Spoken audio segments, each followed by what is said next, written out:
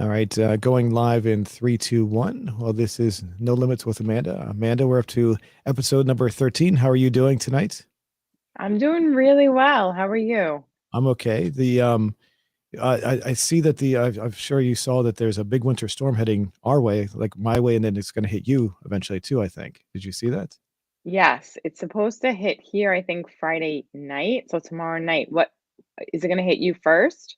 Yeah, and so it looks like maybe about the same time. We'll probably get here about the same time. It looks like Friday evening is what they're saying. But my dad called me up a couple days ago, or maybe yesterday. I can't remember when, but he was saying you're going to be okay for the storm. You may lose your power again because I told you I lost my power for like 4 days in a row, and I said yeah, I Mm. think I'll be okay. I don't I've lived here for 18 years. It's the first time I've ever lost power during a snowstorm. So I the odds of it happening again are pretty slim, but it's not impossible, of course. But then I saw the weather forecast and they were saying like 2 feet of snow in Delaware. And I was like, oh, okay, well. But then I looked at my forecast and they're saying maybe 1 to 3 inches. And then I saw it's heading your way. And I was like, oh, I hope Amanda's going to be okay. I don't know if they're going to be hit pretty hard, but they were saying parts of New York may be hit pretty hard up there. So, Yeah, they don't. I heard that they, like my father-in-law, he's very into the weather, and he was saying that we're supposed to get hit really bad. But then my mother said she didn't know. They said that it could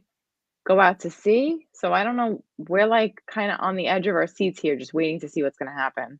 right. Hey, that's what I saw too. Yeah, hopefully that's what happens. Just heads out toward the sea and doesn't really affect too many people at that point. So, but Mhm. the funny part was my dad, like, all panicky. Like, you gonna be okay? And I said, yeah, I think I'll be okay. Is he like, make sure you go get some bread and milk, go to the supermarket, get your gas? Actually, I did some panic shopping today, so yeah, I stacked up on some food just to be safe.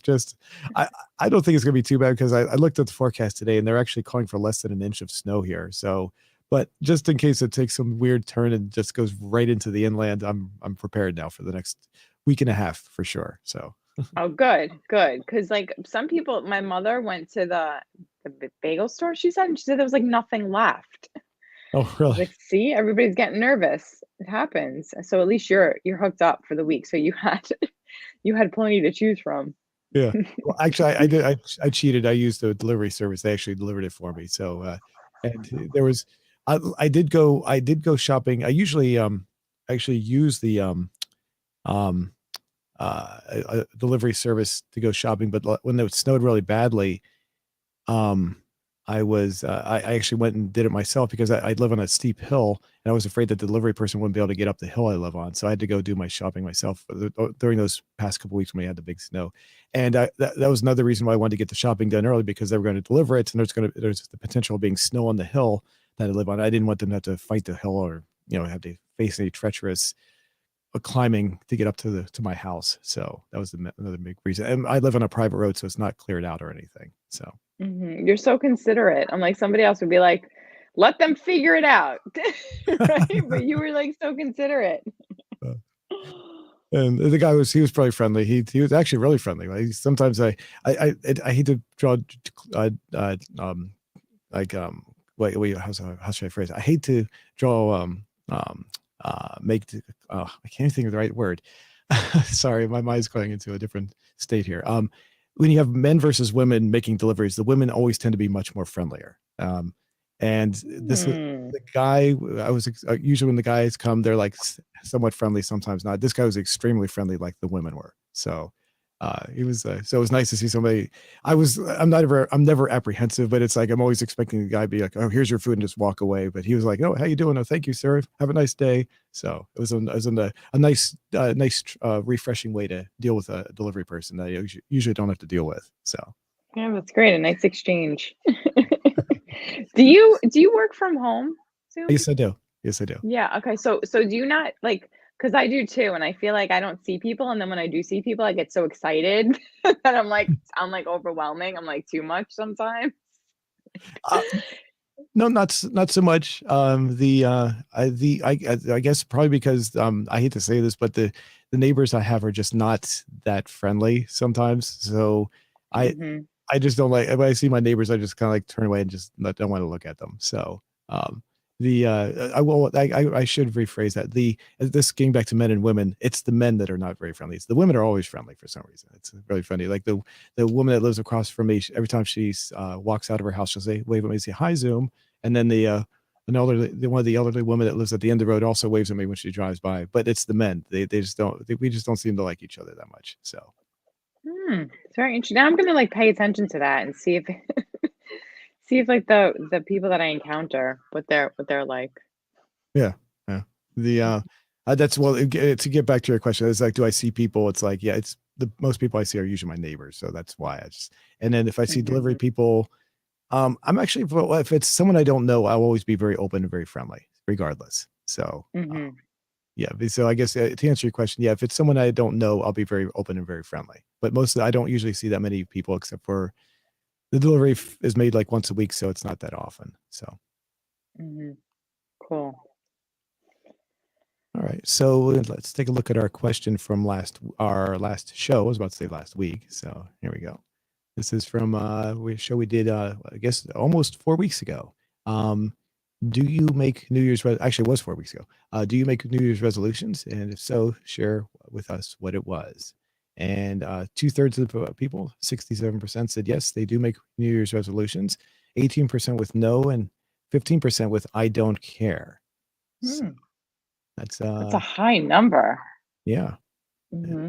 And 1,800 votes for that. That's pretty decent. So Um, interesting. Now, did we discussed my New Year's resolution? I told you mine was I wanted to make sure when I was younger I had one resolution where I wanted to call my parents by their first name, I think. Hmm. Yeah, and otherwise I usually don't make New Year's resolutions. To me, it's not a big deal. But did you uh, make any resolutions, or did you talk about any? I did actually make a resolution this year. I made a resolution that I was going to start to meditate every day Hmm, for at least 5 minutes. okay. Um, yeah, it didn't happen. Oh. It happened for like a few days, and then like I'm just not consistent. Like I'll meditate one day, but I do practice yoga almost every day, but I don't meditate as much as I should or want to. So Hmm, I yeah. came in strong for about a week, and then that was that. Oh, okay. I had one of the first shows we did on my channel. The woman's name, I can't remember her name. But she was a very nice person, and that's the first few episodes. That's what we talked about is how she meditated and the different techniques for meditating. So to help our viewers learn how to do that. So, but it was very more informative. I didn't know all the different things, different techniques, and everything. So, Hmm. have you practiced any? Do you know the different techniques and everything? Yeah, there's a mindfulness meditation. There's actually candle meditation too, where you follow a candle wick, Hmm. like a lit candle, and you follow like the flickering of the flame, which is interesting. You could also do it's called shamatha, which is like touch and go meditation. There are so many because I teach it also because I'm also a yoga teacher, and like meditation is one of the limbs. There's 8 limbs to yoga, and one of the limbs to yoga is actually meditation.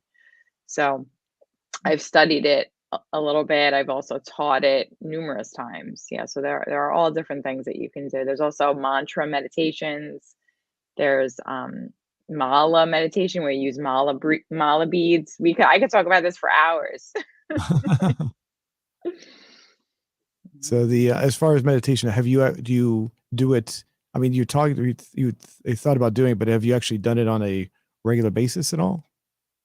There was one point where I did a 40-day yoga challenge. I've done 2 of them already. And it's 40 days of meditation, journaling, and then 6 days of power yoga per week.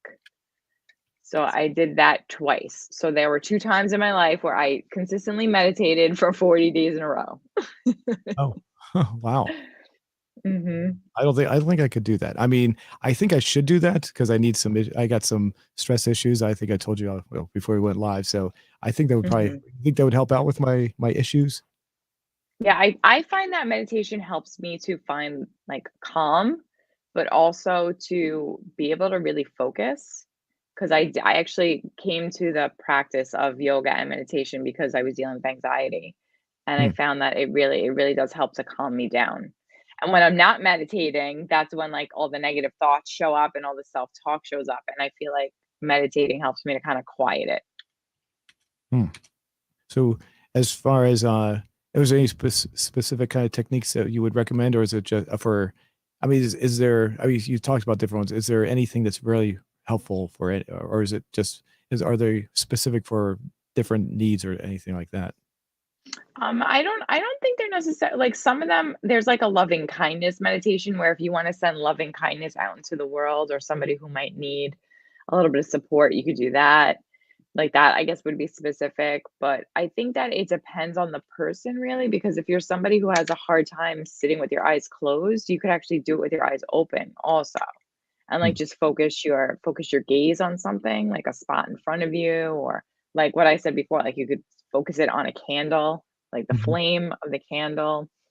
Yeah, I find that I really the 2 kinds that I go back to, I like to do guided meditations, and there's all different types of guided meditation. So, there are guided meditations specifically for anxiety, there are specifically for confidence building, there are some that are, like, specifically for, trust, people with trust issues, so there's all different things that you can do when as far as guided meditations go.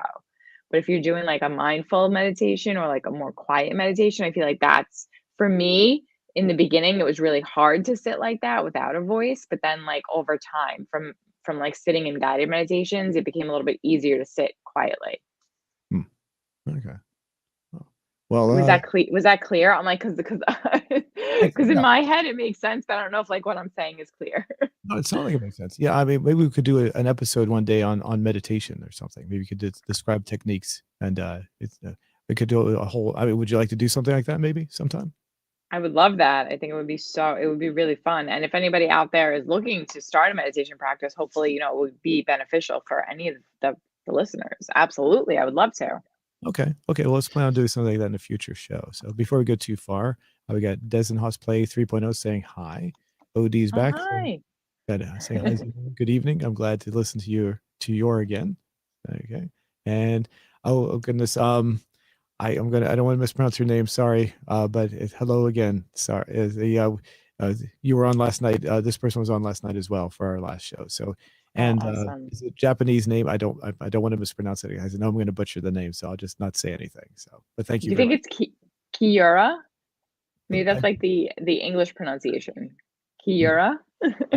maybe, yeah. But like I said, there's a regular. I've had some people on there, and I've butchered names before, and they get upset. I just don't want to do that again. So. Okay. So I just did it for you. Yeah. And also, before we go too far, don't forget if you'd like to support what we're doing here, you can. We have an affiliate link in the description below. It's for NordVPN, and it's if you purchase the service, that would help us fund what we're doing here. I've endorsed NordVPN. I've used it in the past, and I find it to be very good service. So if you're looking to hide your location for any reason, or if you're looking to protect your identity, it works very well for that. And I've had several people say that you can also use it to watch TV shows, streaming services that is from other countries where you're being blocked, and they say it works very well for that. So the link is below, and if you decide to get that, we really appreciate that. Also, it does not saying like, and Odie saying Zimun, I can help you out with his name. It's a Japanese name. It's pronounced Kairua, I guess. Is that right? Kayura? Kairua. Okay. Kayura. Okay. Thank you, Okay. OJ. Thank you. Alrighty. So, let's look at our responses here. We got into the whole talk about meditation. So let's see here. Let's see. I think I showed you this. My new magnifier. Did I show you that? Oh, yes, you did last time. Yeah, okay. I wasn't sure if so, okay. So I keep on complaining that I need to get glasses every once in a while. So found out Windows 10 has a magnifier option already built in, so we can see it much more easier. So, and it's not that I can't read it. I can read it. It's just the monitor is just slightly far enough away, so it just gets slightly blurry for my eyes. So, and if you're wondering why looking at a monitor that's so far away, it's because I have 4 monitors connected to one computer. This one is just the furthest one away from my computer. So I usually put stuff Mhm. on there that's the least sensitive, or like usually my streaming when I'm watching streaming or something like that. It's something I don't need to read. But when I'm doing the show, it just happens to be the one I use the most for reading things. So that's why. And I could Mhm. use the monitor as right next to me, but that's where I keep all my sensitive stuff, emails and things like that I want people to see. So that's why I do that. So Yeah, that's fair. I mean, this is on my laptop, so it's pretty small too for me. Hmm. So we got Marco Oliveras saying watch TV all day. So is that the resolution? You want to watch TV all day, I wonder? I'm thinking, yeah, actually. Let's see. Try Valletta says I want to make a master save GTA CA without a single cheat. Okay, that's a special kind of game that that you can do on Grand Theft Auto San Andreas. Solving. I'm not sure how to pronounce the name. Ikirtainment, I guess. Solving my student loan. Oh yeah, that's something. Yeah, you don't want to have that. That's not nice to have. So, Jerry Darmawin. Resolution 2022. I'm going to get a job. Oh, good. Good. Let's see. No pointless HS. There we go. Okay. Let's see. Team Rogers, enjoy my family to watch the ball drop on TV. Happy holidays and very happy New Year to you, Zimuchot. Yes, thank you, and same to you. So, I didn't watch the ball drop. Did you? I did.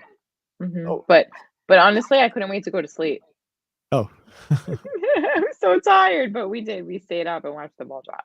In DC, I don't think they do this in New York, but for several years they would have instead of having a ball drop, they would drop a stamp, and I mean a very large like postage stamp. And it would drop it from it would drop down from the old post office. There's a building in DC. It's in Federal Triangle, and it's about halfway between the White House and the Capitol building. It's a very old post office. It's a historic landmark. It's the tallest building in DC. And the reason for that is because they're not allowed to build tall buildings in DC because of the Capitol. But this was built before that restriction went into place. But it's the post office from back in the 1800s, and so every New Year's they would have a celebration there, and they would drop a stamp, a full size, a large stamp like like you see for postage stamps, and it was the size of the ball that drops from in New York City.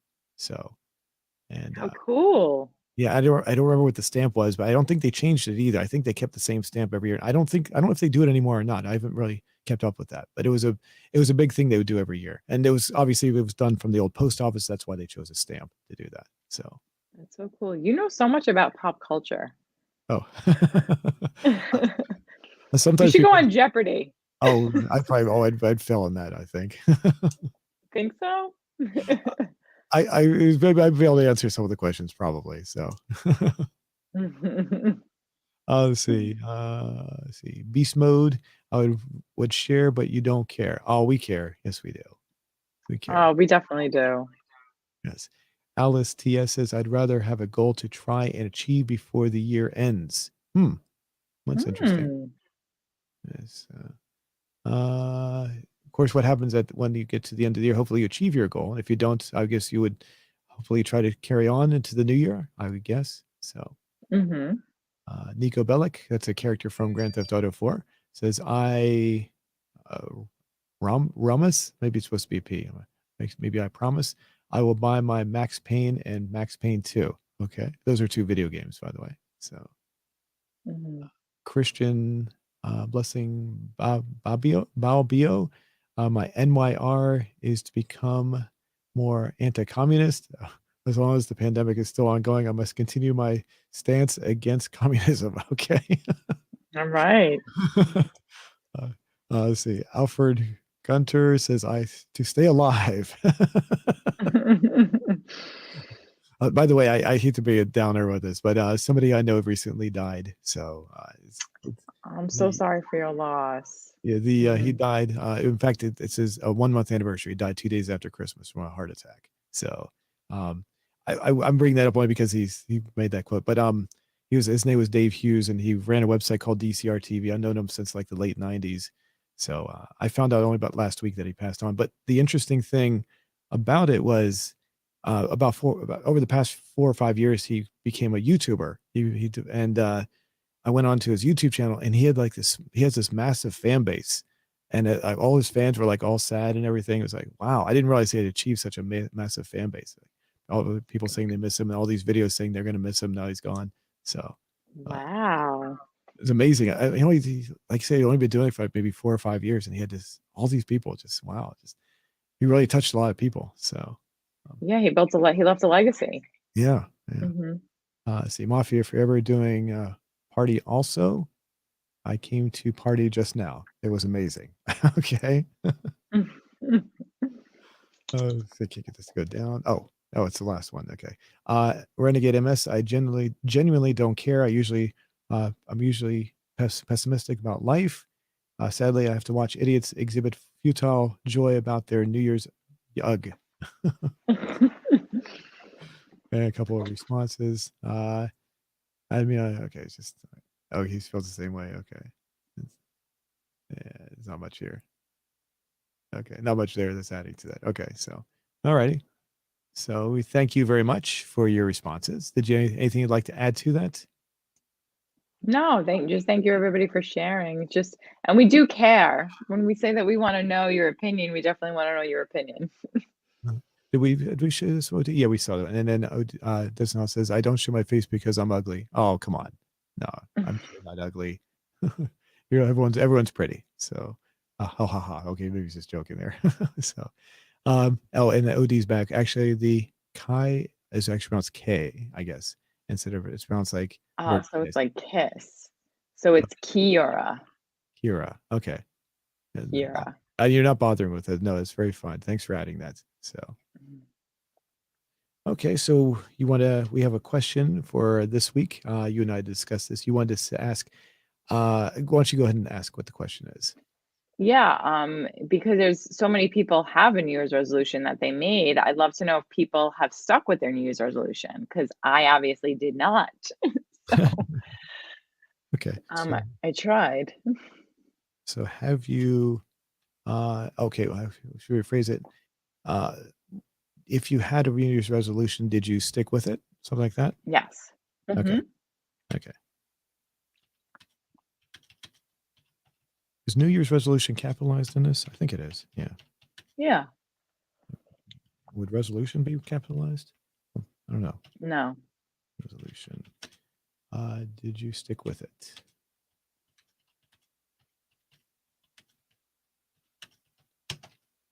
Oops. There we go. Okay. If you had a New Year's resolution, did you stick with it? Okay. And simple yes, no, or did you want to add anything? Okay. Yeah. Say yes and no. Okay. Anything else you'd like to add to that? Maybe just for the people that didn't make one, I didn't make a New Year's resolution. Okay. Good idea.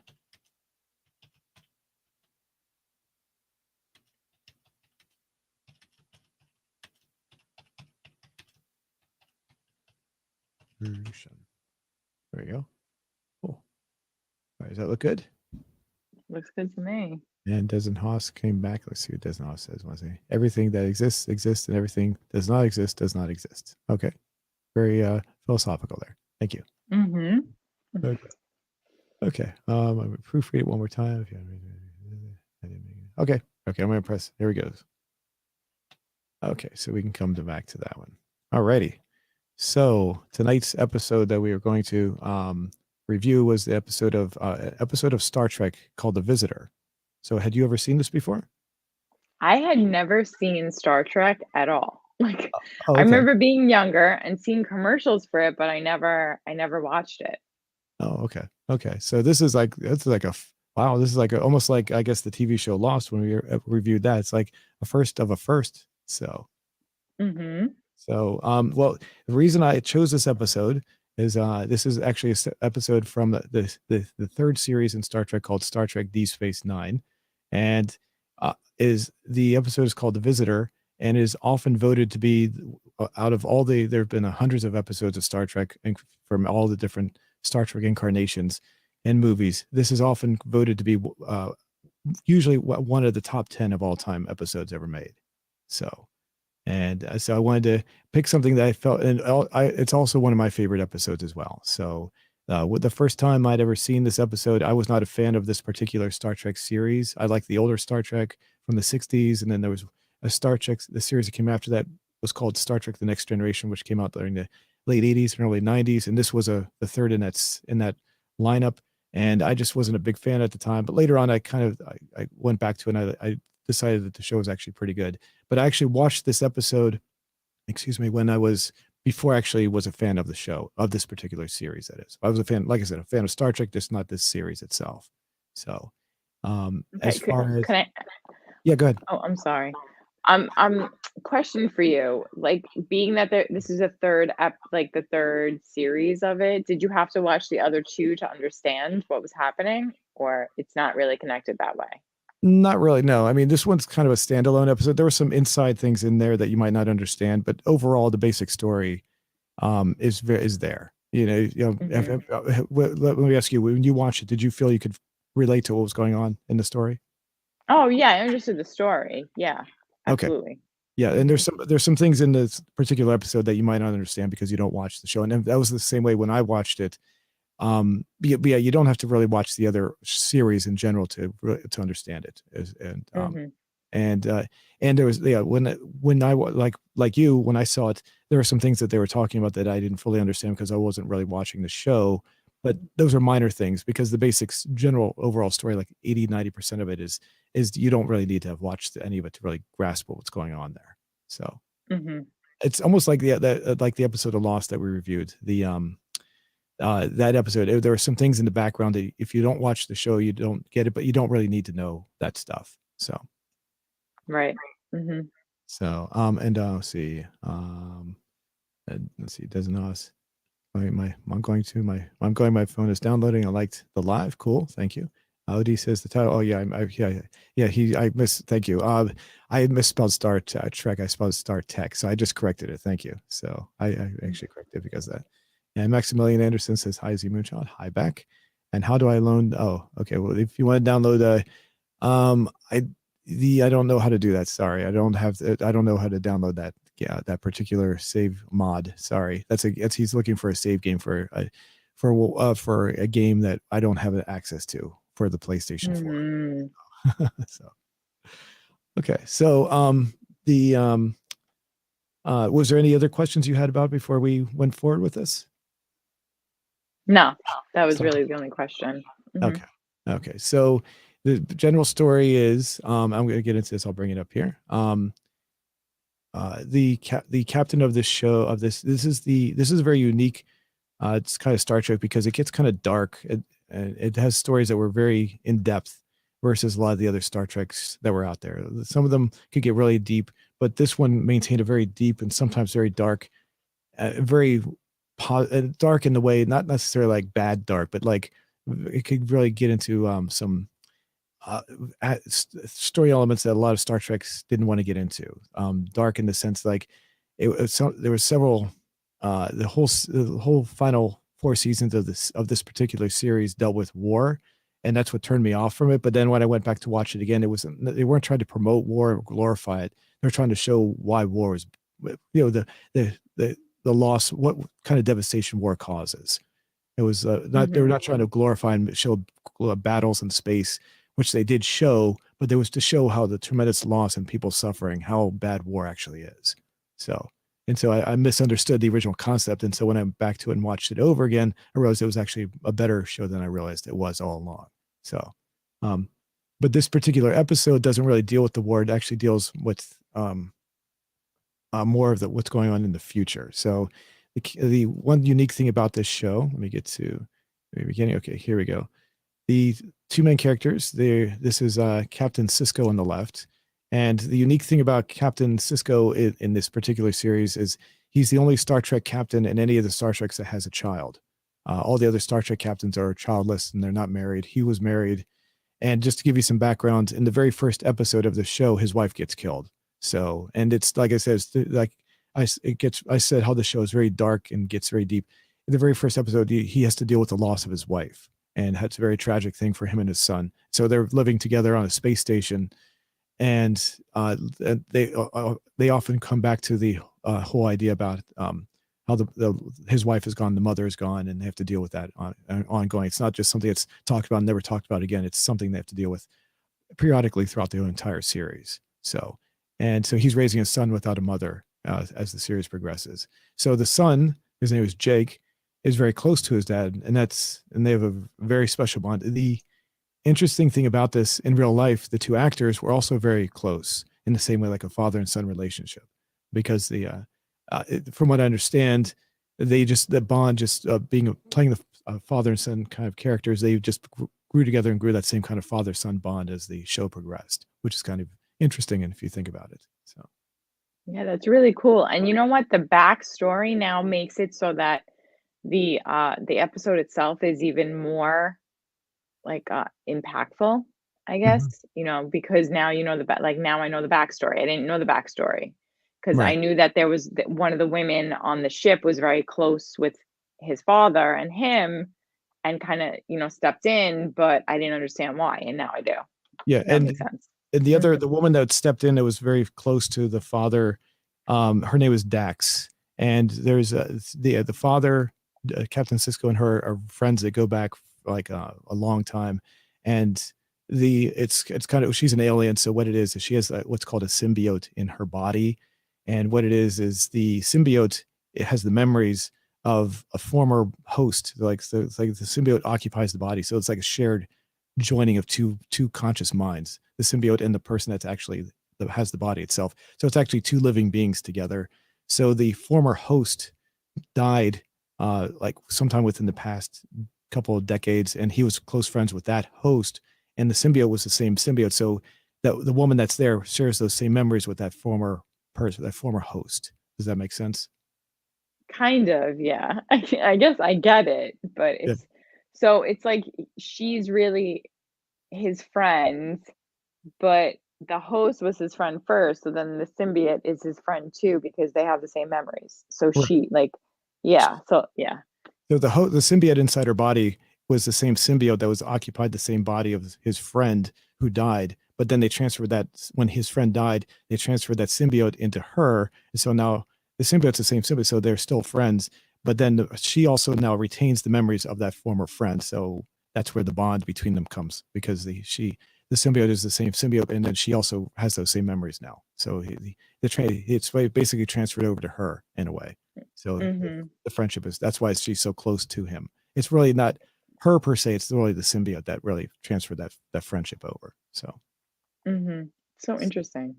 yeah. And so the story starts off, we have Jake, who's an older person, and the person who plays the son, his name is Tony Todd. um he's done a lot of good acting, he's a very good actor. I've seen him in a lot of different, mostly Star Trek shows I've seen him in, but he plays different characters throughout, because they can, in Star Trek you can put on different makeup and you can play a different character, because you can just be an alien and look like someone else. So Mhm. and he was in a movie I think called The Candyman, which he played, I can't remember, I've never That's who he is. have I'm you seen looking that? at him and I'm watching this and I'm going, "This guy looks so familiar. Who is he?" And he's the Canes.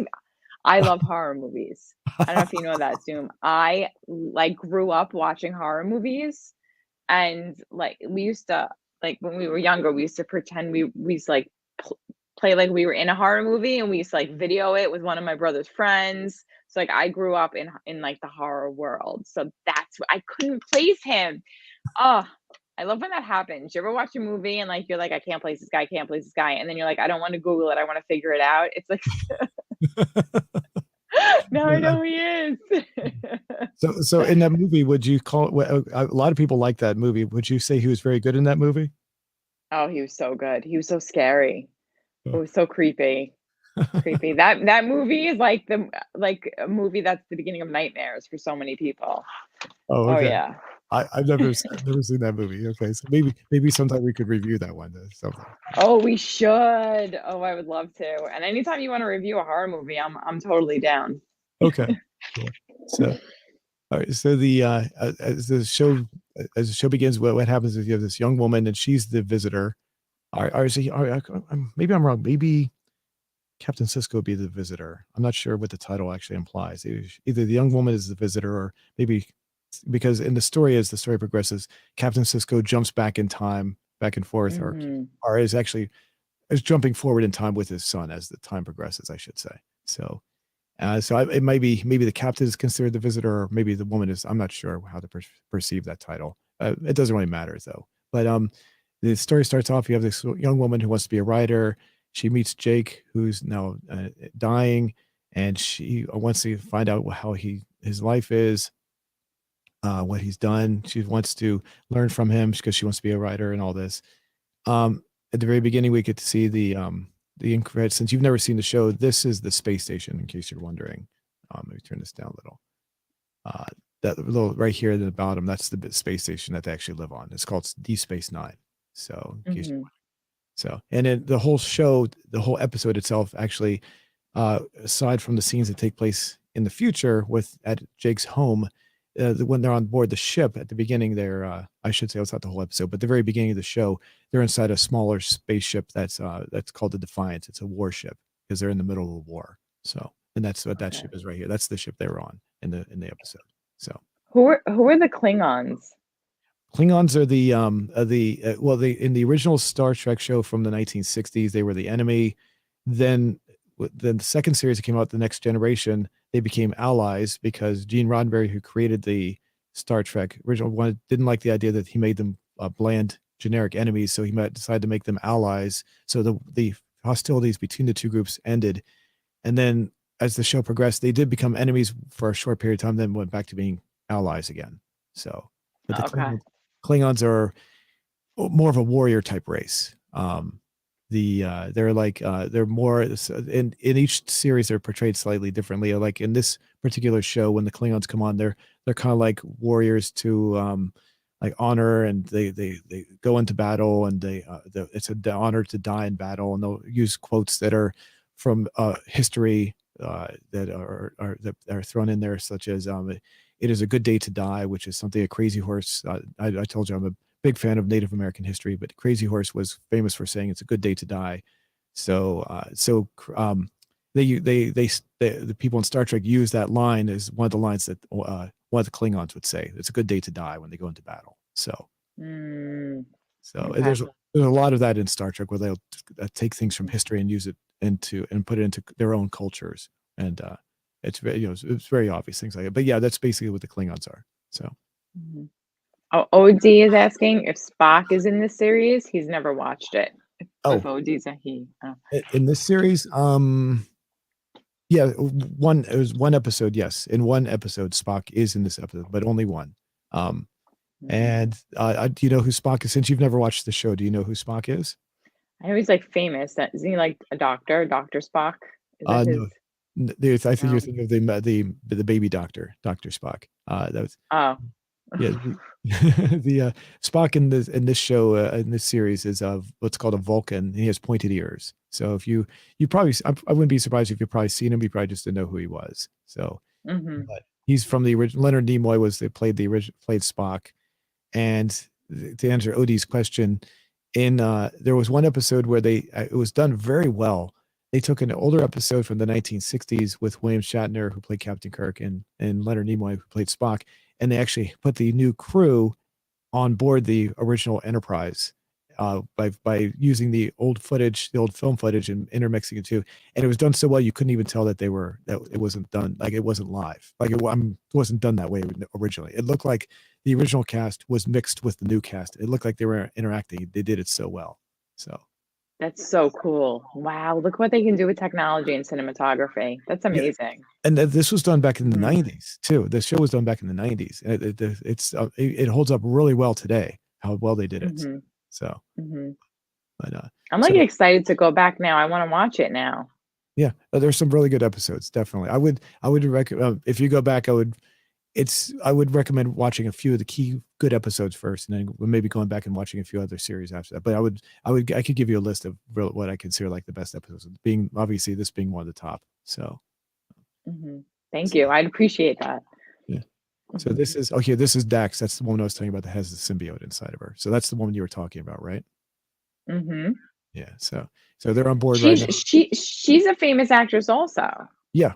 Trying to think what else she was in. She was in a movie called Back to School with Rodney Dangerfield that came out in '86.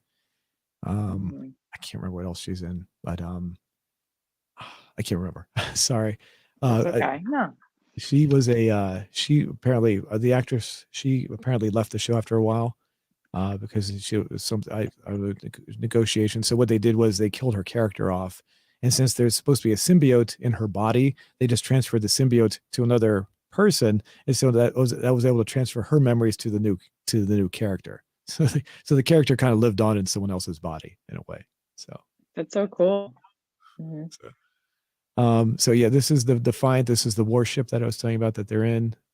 Captain, obviously he's the captain of the ship. Did you ever watch a show during the you may have not have seen it, I'm not sure, but you might have been too young. A show called A Man Called Hawk. No, I never heard of it. Did you ever hear of a show called Spencer for Hire? Yes, my mother mentioned that show. She used to watch it, but I don't think I've ever seen it. Okay. Well, I forgot I forgot his real name. Oh darn it! Let me hold on. I have his name right here. Hold on. Avery Brooks. Sorry, Avery Brooks. Avery Brooks was in Spencer for Hire. He was a regular in that show. So when he was in that show, he was played a character called Hawk, and when he was in the show, he looked exactly like this. He shaved his head. He had a goatee. He was a very likable character. And when he came over to this show, that show had his show. What they did was they had Spencer for Hire.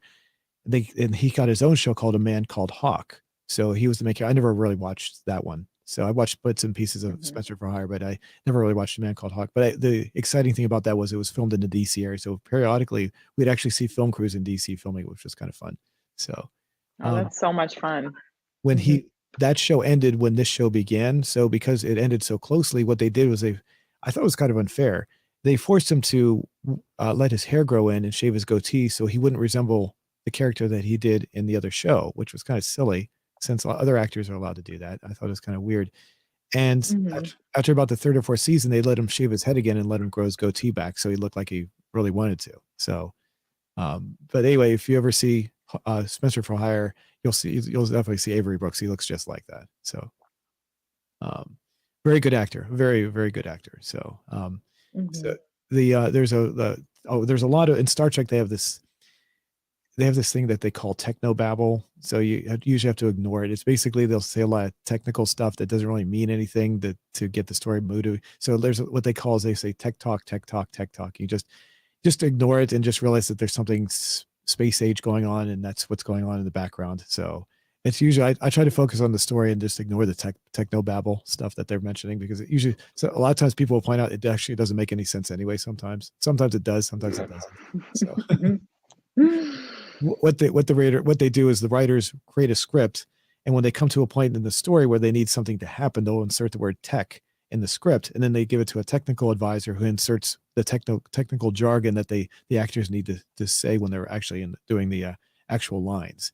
So that's why it's sometimes it makes sense, sometimes it doesn't. It's just whatever the technical advisor feels like putting in there as to make it sound. So this is all the technobabble, tech talk about something going to explode. And then there's a charge that comes out, and then that's when Captain Cisco, let's see, how do I get it? I'll do it so we don't get it. Copyright. He comes out, and then the charge comes out in the tech thing, and then he disappears. So he thinks, young Jake Cisco thinks that that his father died, and he's really sad because now obviously his mother's died. Now he perceives his dad has passed on. But the difference was, as the story progresses, the father, it turns out he didn't die, so he never got any closure. So it was destroying him throughout his entire life. He knew his father was trapped, and he wanted to bring his father back. And if his father had actually died, he might have actually been able to get on with his life. But because his father didn't die, he wasn't able to bring any closure to it.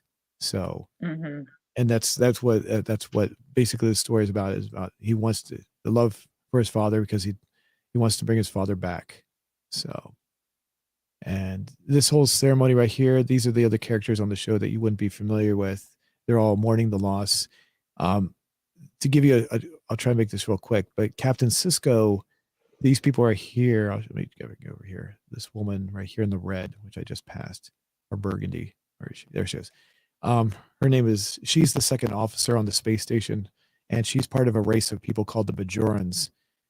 And when Captain Cisco came to the space station, they declared him what did they call that basically they made him I'm not using the right word here, but they basically made him a god of their people. So he's like Okay. the chosen one. I think that's the word they use. He's the chosen one for their prophets. The prophets are their gods. So and so he didn't he's part of what's called Starfleet, and Starfleet didn't like that because you're not supposed to interfere with other cultures. But he didn't stop them from doing that because it didn't seem like it was hurting anybody. So the entire Bajoran race perceives Captain Cisco as, like I said, the chosen one, and because he died, the entire Bajoran race of people are sad now because he's gone. So, and that's why they're having this. Mhm. The space station is mourning him because he was a great loss to that. He was also a great commanding officer. So everybody is really sad. That's why they're having this mourning thing. So uh, these this person right here, he's actually not that young. He's kind of short, but his name is Nog. And Jake and him are, as the story, as you see, as the story, well, I don't need to say this because you saw it, but as the story progresses, you get to see that Nog and him are actually very close friends. So, Mhm. and so the okay, as the story moves on, this is where the first time he gets to see his dad. His dad appears for a second. He's not sure if it's real because he had just woke up and he thought maybe it was a dream. So he disappears again. He goes back. There's this right here. They talk about there's tension going on because because Captain Cisco isn't there. There's tensions are building up between. They might have said the Klingons in this. I think they did because you mentioned the Klingons earlier. So they might have Yeah, mentioned they did mention them. yeah. Mhm. And so the Klingons at this point were actually, I told you that they were mostly the allies, but at this particular point in the story, had turned to be an enemy for an entire season. They were actually the enemy for a while. Then they went back to being allies. So at this point, they were still adversarial towards everybody else. So the Klingons were actually in control, and they were having problems with the Klingons. So if you heard that, that's probably what was going on there. What you heard, I mean. So Mhm. so as time goes on, he has no reason to stay on the station anymore because his dad's not there anymore, but he decides to stay on board anyway. You find his dad appears one more time. Then they believe he's real. They realize he's actually trapped. And let's see, as we move forward here, this is yeah, there you go. This scene right here, you get to see the bond between the son and the father. And I thought Avery Brooks did this very well. You could see that he didn't care what happened to himself. All he cared about was what happened to his son. So, Mhm. yeah. And they disappears again. They don't be able to catch. They're not able to catch it. So they go through the techno talk, tech again. Try. Like I said, the techno talk in this show, techno babble in this is probably one of the most fantasy type you can find because the time travel element doesn't really make any sense.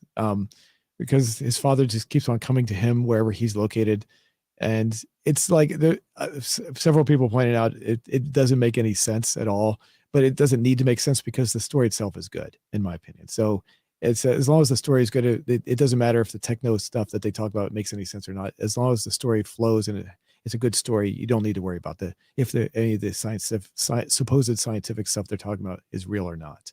So Right. Mhm. so he keeps on telling her what's going on. Let's see. Uh, was there anything here? Yeah, you see in the future he gets married. The woman that he marries is a Bajoran, which is one of the people that worshipped his father as the chosen one. Uh, then they eventually, as time goes on, you see this was actually foreshadowing because this character Nog had not actually entered into this is called Starfleet. He's actually entered into Starfleet. Everyone in the on not everyone, but the Captain Cisco and everybody on board that ship was part of Starfleet. So Starfleet is what the Earth is part of.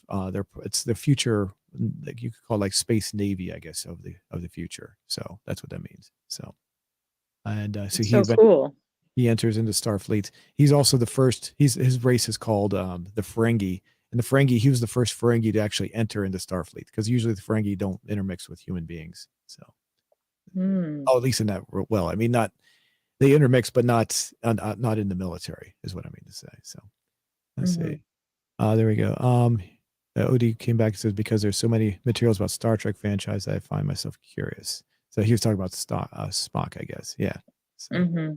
yeah. Let's see. So time goes on. He's becoming a writer. He gets to meet his dad again, and his dad is happy to see that he's married. Asks if he has any kids, and he says, or grandkids, I should say. Uh, you can see his books that he's written. Now, the thing about Star Trek of the future is kind of odd. Um, they they don't have people on Earth don't use money anymore, so it's never like not really fully explained on any of the shows as to how people make a living because they aren't working in the future. It's supposed to be there's no war on Earth anymore. There's no poverty. There's no racism. We've moved beyond all of that. So it's supposed to be a that doesn't mean that other parts of the galaxy are like that, but just Earth itself has resolved all its conflicts. So we don't have any of the problems we have nowadays.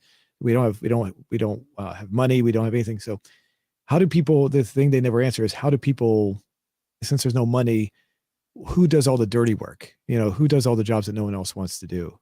Because everyone's supposed to be living in a more utopia kind of a setting. They never explain that. So how can he be a writer and someone else has to do all the dirty work? There has to be someone to do that. So they never explain that kind of thing. So Mm-hmm. I even think like, where do the clothes come from then? Like, do you have to pay for your clothes? Do yeah, you just like how does everything work? yeah. On this particular show, there's actually a tailor on that space station who helps makes them make their clothes. So, but on Earth, I don't know. They do have what's called a replicator, so you can actually go to it's like a little fantasy device that you can you can say I want something that looks like this, and you can have it make what you want, and it'll just make it appear out of nowhere. So That's so cool. Is that how the food works too? Like, do you yeah, just ask for a meal? That's so cool. yeah. So yeah. In fact, a lot of people in the future are not they don't eat meat. They just eat replicated meat. So the idea is that they don't actually kill that many animals in the future anymore for food. They mostly just replicate the meat itself and eat it that way. So Cool. so so time goes on. He's telling the story. He's basically, oh yeah, we go way into the future here. So everyone's a lot older. Um, Jake says that what he did is he went back to school so he could learn to be, learn all the scientific technobabble that they're talking about to try to save his dad. And the interesting thing about this, I'm giving away a key element here of the series, but Dax, obviously, she's much older because they're changing. This is an episode where they change time. So Captain Cisco at the very end obviously comes back and time goes back to the way it was. Because that happens, there's an alternate timeline that's created, and by the next season I said that she gets killed off. So remember I said she got killed off and then she was replaced with someone else. Mm-hmm. Because of this timeline, because that didn't happen, she ages and becomes an older woman. So it's one of those things where they change time and certain things don't happen a certain way. It happens a lot in Star Trek. They'll show one future, but then you have to realize that's because it's time travel, they can change whatever they want to, and things aren't always what they're going to be when they show it later on. So Does that get confusing? Is that hard to follow?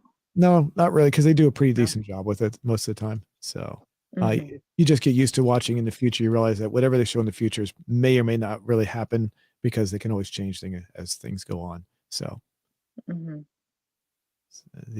and usually because of that, they usually don't change things that have already happened. So that's why it wouldn't get confusing. So something that's already happened in the past doesn't get changed. So you don't have things that are in the past that are changing. So that's why it wouldn't become confusing. It's only whenever they show future events like this is only a possible future. So since the majority of the show actually takes place further back, you come to realize that this is probably something that may or may not happen.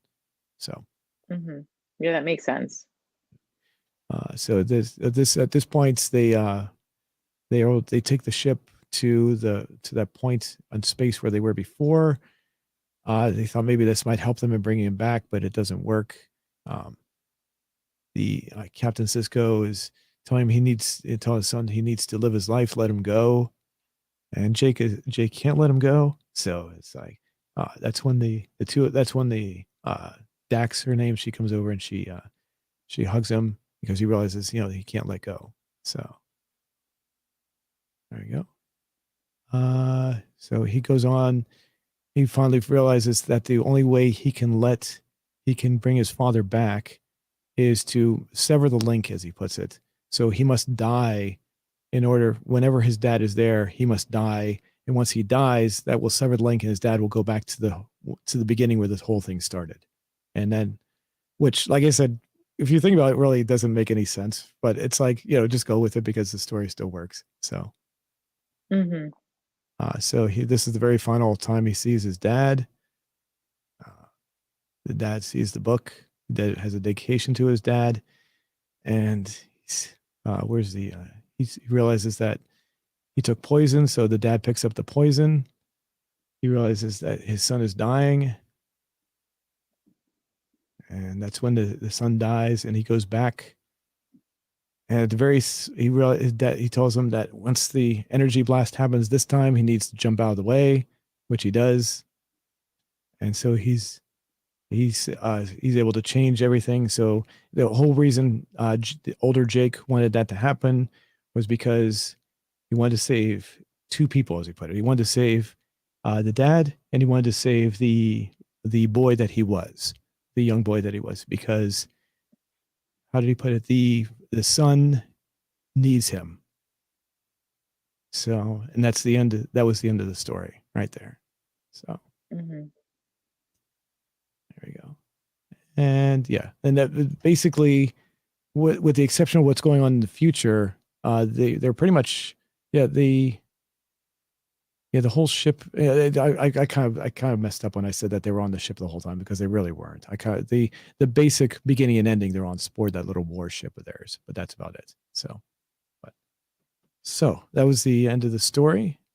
And so, being a first time you've ever seen Star Trek, how did you feel about this episode? I really liked it.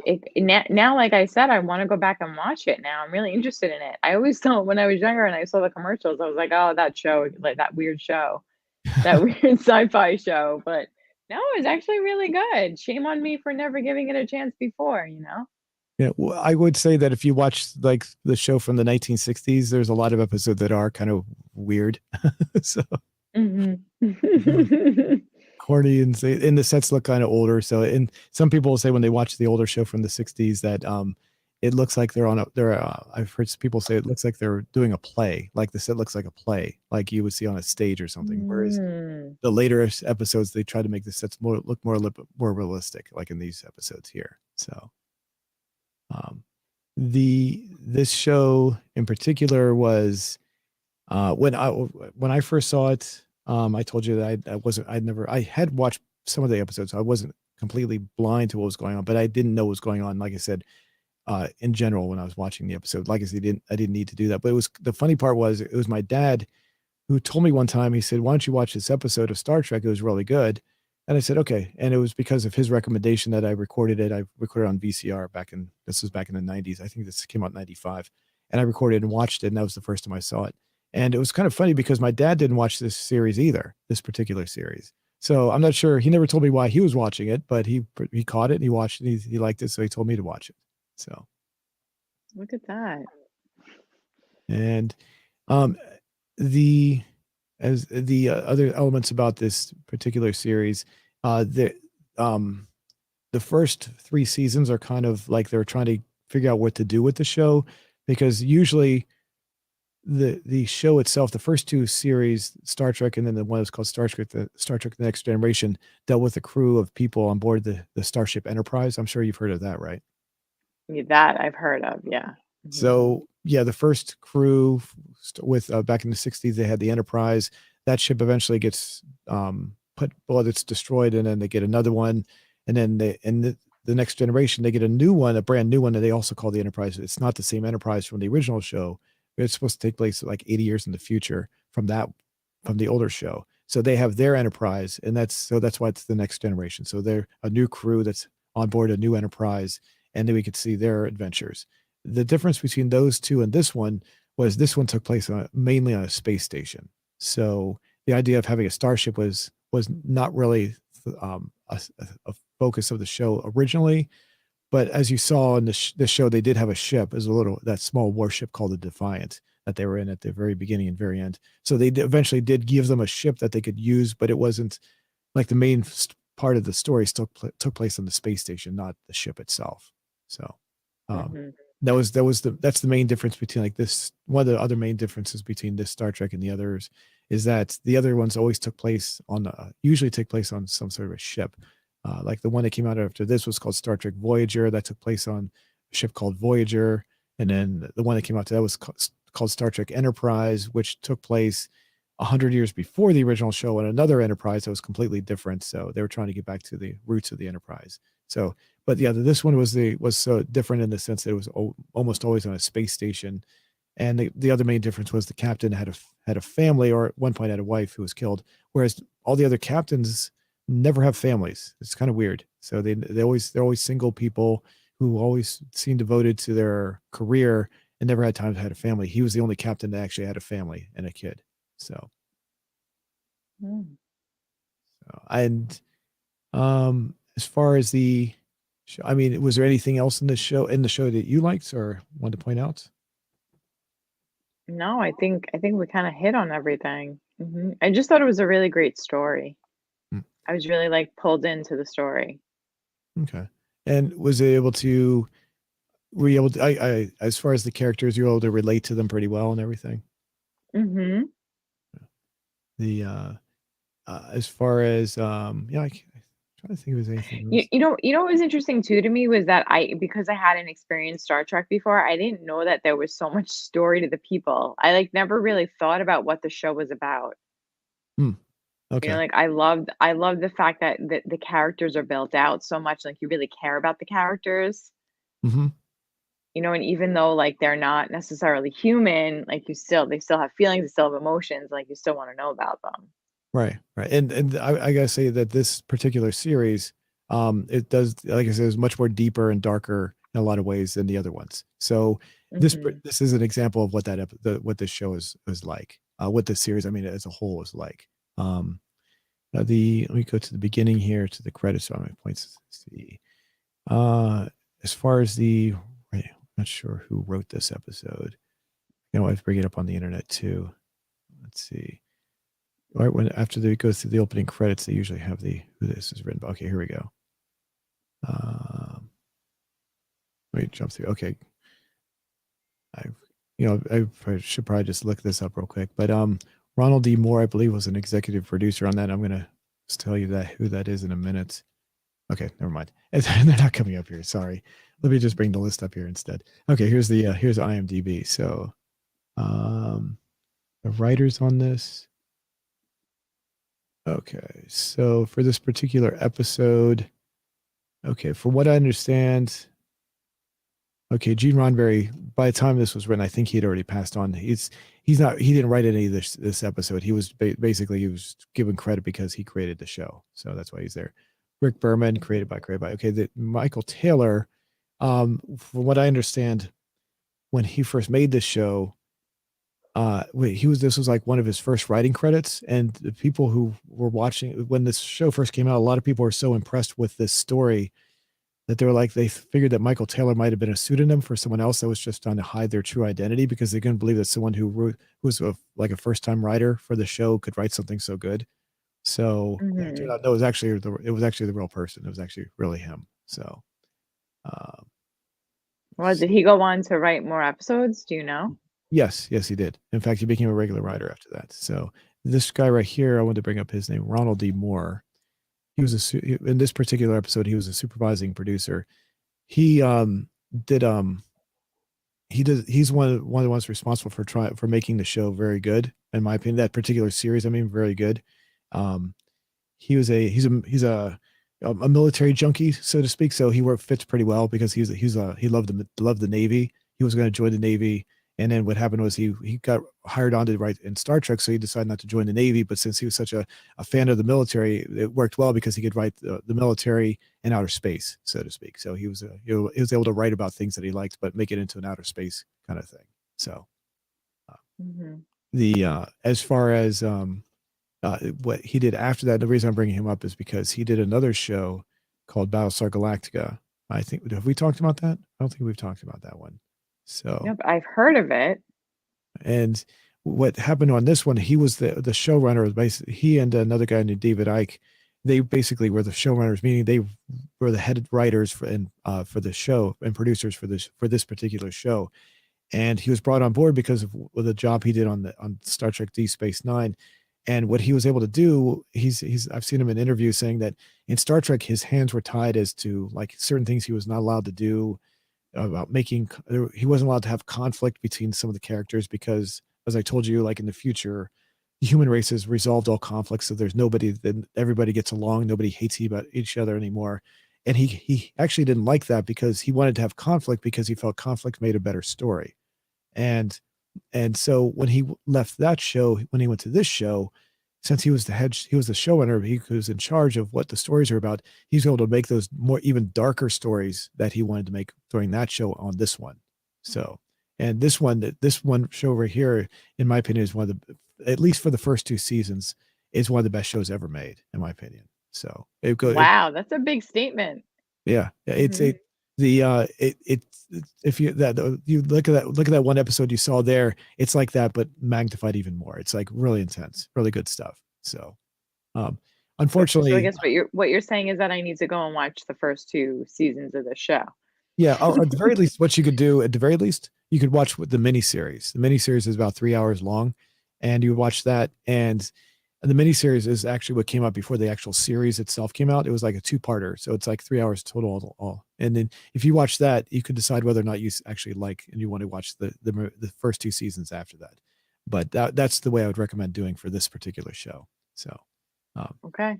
Unfortunately, though, I have to say, even though I think the first 2 seasons are the best, the 3rd season was kind of bland and not that great. It wasn't bad, but the 4th season was horrible. So so I went from being like my favorite show to like, oh my God, this is so awful. So oh no.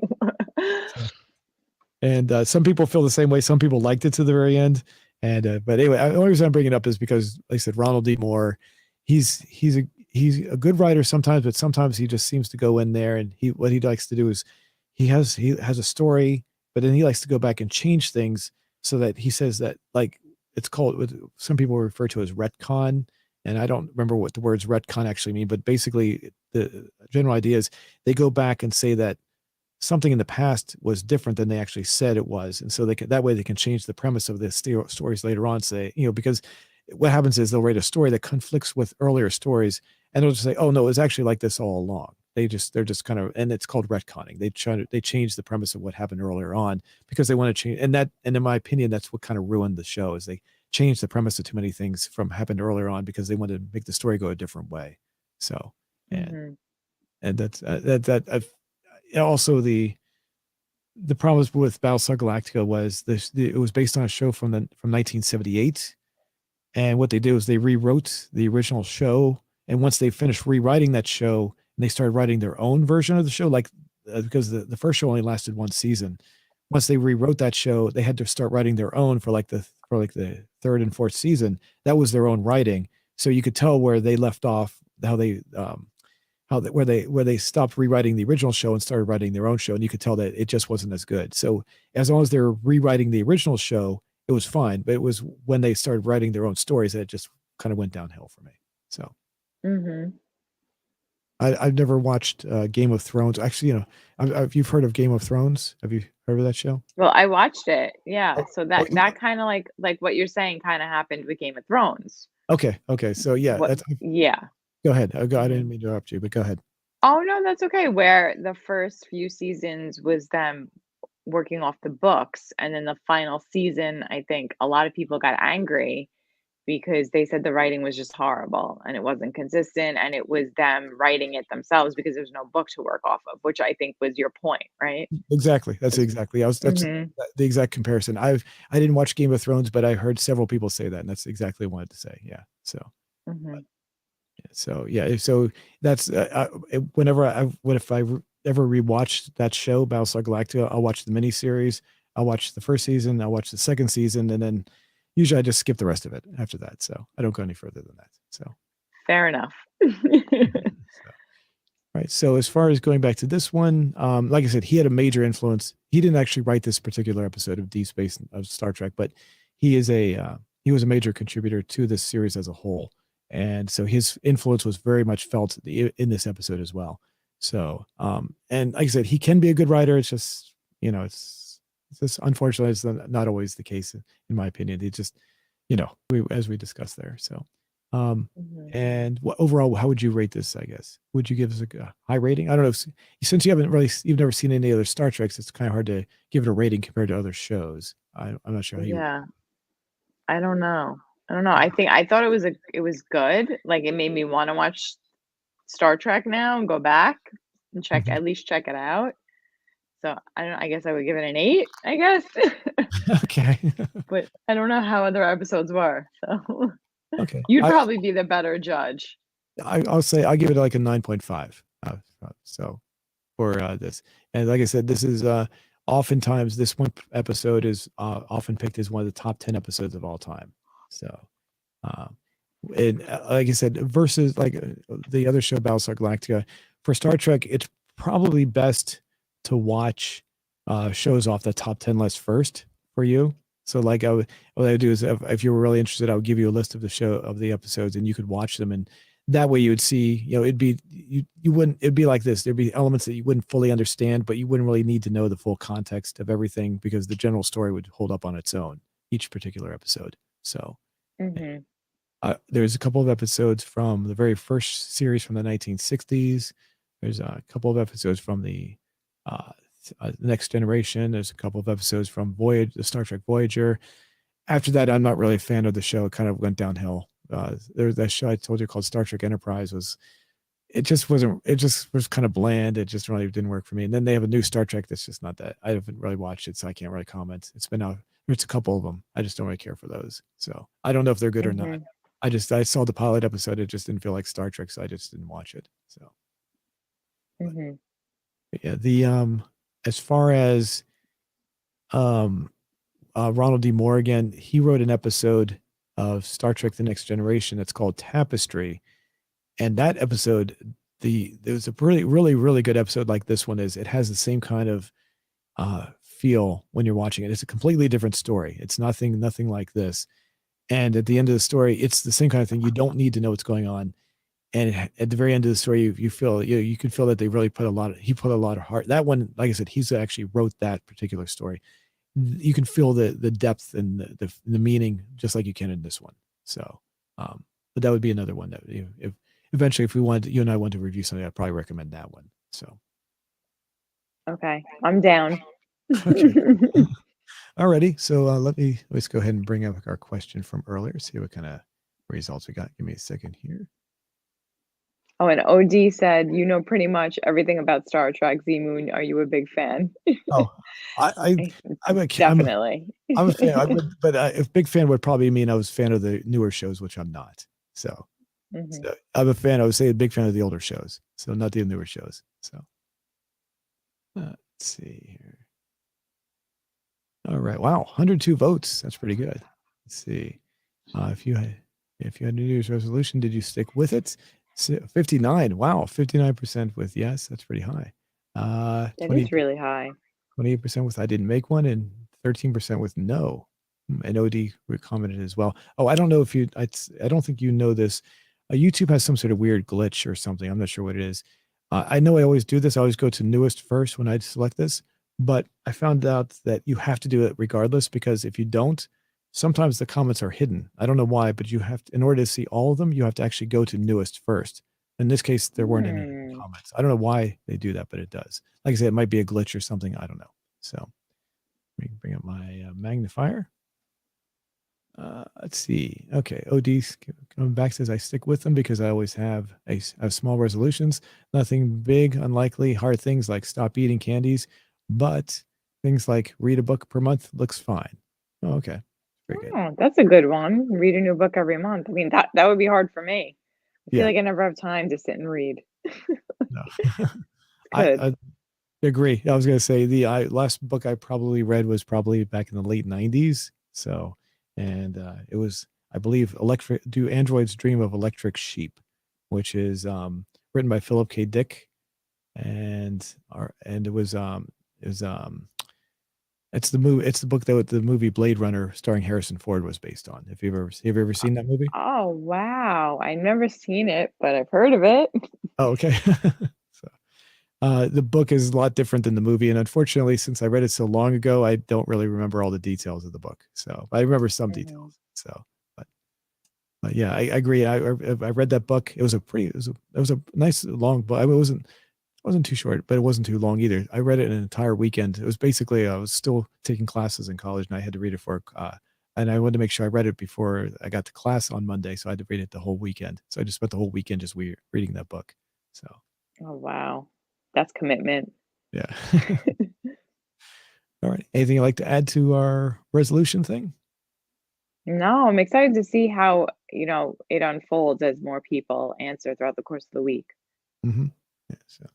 Mhm. Alrighty. Well, thanks everybody. And also, if you'd like to support what we're doing, we have the link for NordVPN in our description below. So we appreciate that. If you decide to purchase the service, that helps fund what we're doing. And thanks again, and we'll see you next week. Okay, thank you.